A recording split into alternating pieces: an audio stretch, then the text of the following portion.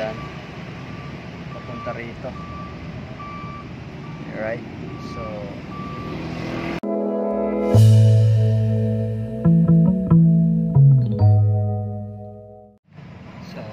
yun mga tol, kung napapansin nyo ay madilim. Alright, so dahil madilim, it's overtime. Simulang biyahe ng Rizais hanggang ngayon still alive pa. Right, so dito tayo ngayon,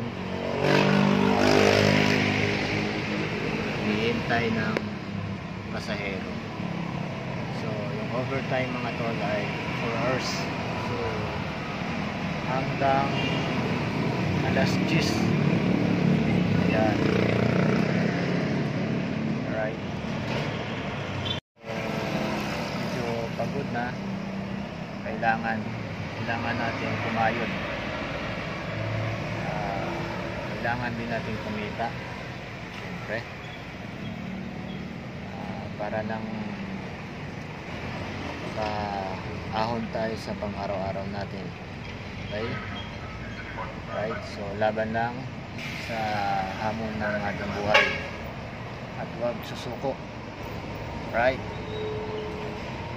yan mga tol, dito nang gagaling ng pasahero dyan papunta rito. Right, so papunta doon sa loob. Ayan,